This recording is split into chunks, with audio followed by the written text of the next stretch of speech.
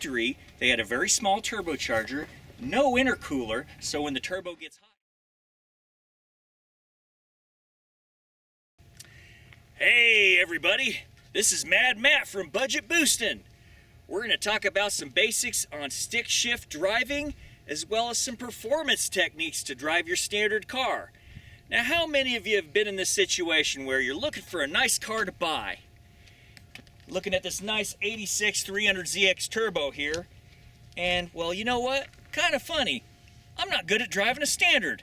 I learned on an automatic, so what do? Do I want to pass up this great opportunity on a beautiful Z car such as this with all this performance?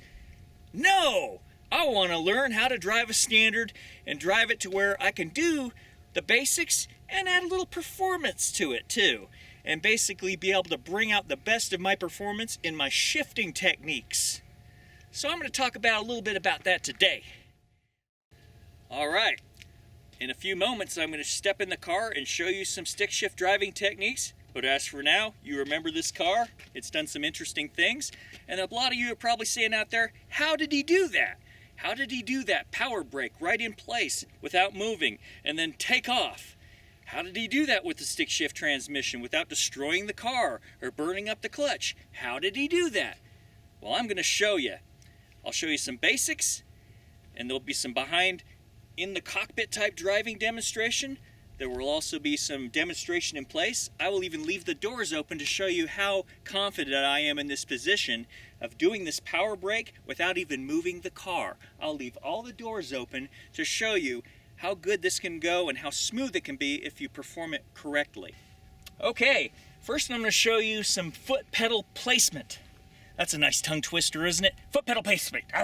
Okay, anyway, left foot is on a resting pedal when you're not using the clutch, so you don't ride your clutch and wear it out unnecessarily. So this left foot is going to rest on this little pedal to the left, or the area to the left of your clutch when you're not using your clutch, your footrest. The right leg is used for the gas and the brake pedal. You don't ever use the right foot for the clutch, just like you wouldn't use the left foot for the gas. Right foot gas, right foot brake, left foot clutch actuation. Nice and simple. Now say you're at a dead stop and you want to go into first gear. What you're going to do is you're going to take your stick shift, put it towards first gear with a slight pressure going to first. Not pushing it hard, but just enough pressure to where you put just enough clutch in to engage to first. That's what you want to do. Find your clutch friction point and then go just a hair bit lower for your launches. So when you have to let out your clutch, you're only letting out this much clutch instead of the whole pedal, which puts a huge shock on your drivetrain. That's usually how you end up busting drive shafts, rear ends, all that stuff. But the trade-off is you put a little bit more pressure on your clutch. I'd rather change my clutch than all my drivetrain and destroy my rear end and everything else. So, you know, it's a trade-off, your personal choice. But my technique, I push in just enough clutch to engage first. That technique also works when you're on a hill. Now, how many people that drive sticks had that nightmare of being stuck on a big hill in San Francisco? There's a stop sign, and there's people right on your back, right behind you. What do? If you don't get the clutch and the brake just right, the clutch, brake, and the gas just right, you'll stall, embarrass yourself, and everybody behind you laughs. Or two, you don't get it right, you back up and slam the guy in back you. And then, of course, you know that looks real good on your driving record. So you want to look good when you're driving. I'm going to demonstrate 3 techniques. Number 1 of the technique is the handbrake method. What you're going to do is you're first going to be on this hill and you got your foot on the foot brake. Then what you're going to do is you're going to pull the handbrake. And then you're going to push enough clutch to get first gear in. Just enough clutch to line up first gear. So you're right at your clutch's friction point. Then your hand is on the handbrake with the button pushed in so you can quick release the handbrake. You're going to let off the foot brake and have just enough handbrake to hold you up the hill. Then you give a little bit of gas and let out just enough clutch to start feeling like you're moving. The second you feel the engagement, let the e-brake down and go. That's technique number 1, to where you're not going to slide backwards on a hill because you're controlling your slide with your handbrake and your clutch and your gas. And you're letting off the foot brake to make sure you have enough handbrake to keep you from rolling when you make your transition to the clutch and gas pedal. Okay, the second method which I'm going to describe is the 3-pedal method. You're not going to use the handbrake this time. You're going to have your right foot resting on the brake pedal, keeping you from sliding back in the hill. Left foot is going to push just enough clutch to slide into first. You're right at your friction point. Your toe on your right foot is going to touch your gas. You're going to toe just enough gas to where you're probably a couple thousand RPMs, but your foot's holding the brake so you're not sliding backwards. And then you're going to let out just enough clutch to feel it start to pull you. The second you feel that clutch friction point, foot slides off the brake on the gas and you move, and you don't slide backwards. That's the second technique. The third technique is the most advanced technique of the 3. This is when you have absolutely mastered your clutch and your gas on the particular car you're driving, because as we know, every car has a different clutch friction point and a different feel. So what works for this car will not work for your Dodge Neon, for example, because they have different clutch engagement points. So this third method is your absolute advanced method. This method requires very superb coordination. If you're on one of those big hills and you're not confident, use one of the other methods, the handbrake or the 3-pedal method. But this 2-pedal method, well, 3 pedals with absolute balance on your gas and clutch, when you just have that mastered, then you'll do this third technique, which is the final technique. What you're doing is you have your foot on the brake, you're in neutral, you're on this hill, you have your foot on the clutch resting there, you push in just enough clutch to slide first in. You're right at the clutch's friction point, and you're giving it a little bit of gas, and at the second you let up just enough clutch to where you feel the engine stumble, and slide to the gas, let out the clutch. I mean, just perfect timing. And you want to be in a nice area to practice this. Like right now, we're in the middle of, just a street where no one's going to travel. The next performance topic I'm going to cover is power shifting. Now, there's regular shifting where people shift the gears, and every time they shift to the next gear, they let off the gas, go into the next gear, let off the clutch, and push the gas. That's normal shifting. I'm going to talk about power shifting because on a turbo car, this is very beneficial. What you can do, this allows you to keep your foot firmly on the gas, and all you're doing is making a quick move to your clutch's friction point, shifting the gear, letting out the clutch, but your right pedal stays to the floor, so you don't lose boost, you don't lose horsepower for every shift. This technique can take thousands of seconds off of your quarter-mile time. It can actually take even more if you're really good and you got a lot of power behind your car and traction, of course. This technique is one of the best techniques that there is for driving a standard down the quarter-mile. Other racetracks, that's good too, because you're not really focusing on 0 to 400 meter or 1320 feet quarter-mile acceleration. You're on a regular racetrack, you're going for the whole big picture. You're going for laps, you're going for acceleration, deceleration, cornering, do a little braking, then power out at the end of the corner. Well, I'm going to talk about straight line today because that's my favorite. Power shifting on straight line acceleration or the quarter mile. Most of the time you want to do this on the track. If you do this on regular roads, hey, you didn't do it because I said so. You did it on your own. But anyway, this technique is very handy if you want to accelerate from 0 to quarter mile as fast as possible with a stick shift car. I'm going to demonstrate what you do. For your first gear, you're going to go find your clutch's friction point. You're going to push a forward pressure on your stick shift, just enough clutch to slide it into gear. There's your clutch friction point. That's where you're going to launch on. You're not going to push the clutch pedal all the way to the floor and then let it all the way out and hear ka-clunk, because enough of those ka-clunks, you just blew your drive shaft, your transmission, your rear end, everything else. So what you're doing is you're putting a little bit of load on your clutch and heating it up a bit, but it's going to pay off in the long run because you're not going to change all your drivetrain out.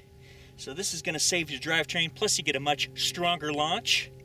So depending on what RPM you want to launch at, you're at your clutch's friction point, give it your desired RPM. Like say you want to launch at 3,000 RPM. You're in first gear, clutch is at its friction point, so you only have to let out this much clutch and you're engaged, ready to go. So 3,000 RPM, 1, 2, 3, wham! Right? And then this gas pedal goes to the floor and stays there.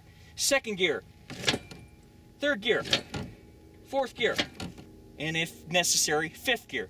But most of the time when you're drag racing, it's not beneficial to go into fifth. Fifth is a highway overdrive gear. So that is your power shifting. While doing your power braking, always have a friend standing close by to where he can kind of spot you and give you pointers, because sometimes on the power braking technique, you could push a little too hard on the floor brake and end up holding your tires in place, and if your clutch isn't really strong, you'll be spinning your clutch, not your tires, and you'll see all the smoke and then smell and realize later, that smells like clutch, that's not tires. So have a friend out there watching you, and if he sees tire smoke, he'll give you a thumbs up and go, yeah, dude. If he smells clutch smoke and no tires moving, he'll go, stop, dude, stop. Just some friendly pointers to prevent you from boiling your clutches out, because you want to look good when you're showing off your boost and performance. You don't want to be blowing your clutch and be in the garage all weekend. Take care.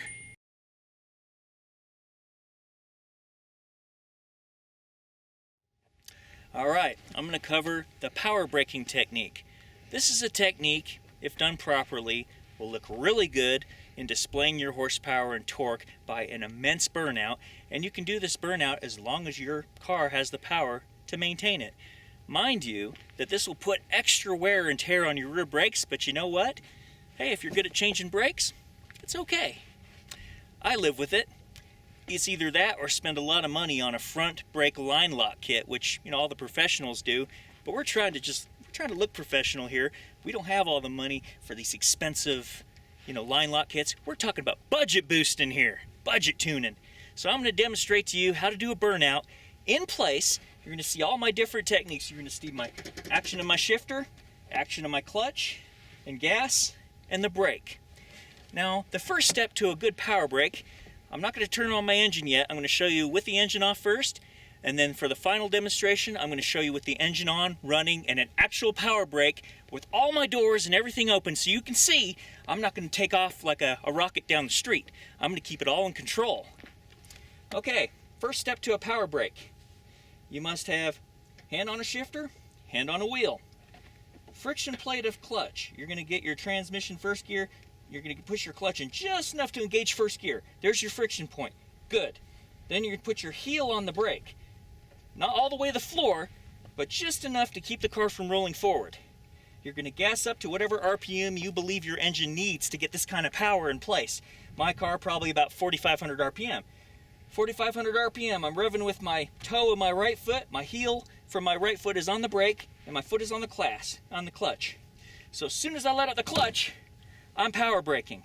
And I can put a little bit less pressure on my heel if I feel like the wheels aren't spinning as fast and I'm not moving, or if I start to move forward a little bit, I can put a little bit more on the brake. But I keep the toe on the gas, and if I'm going too high on the RPM near red line, I can let off the gas a little bit and just kind of feather it, keep the RPMs going up and down, making it look good, all the smoke everywhere, freaking everybody out, getting all the girls all hot. That's what we want, right? We're boosting. Anyhow, that's a power brake. Then, when you get done with this power brake, what you can do, you can either choose to let off the brake, toe on the gas, and take off with all the smoke following you, or if you want to stop in place, which I'm going to do, because I have my doors open and my hood open. I don't want to go flying out. So what I'm going to do is have my foot on the brake, on the gas, and as soon as I'm ready to stop my burnout, I'm going to push in my clutch, neutral my transmission, and take my toe off the gas, and I'm going to stop right in place. Friction point. Pushing just enough clutch to engage first gear. Second, heel on the brake. Rev up your engine.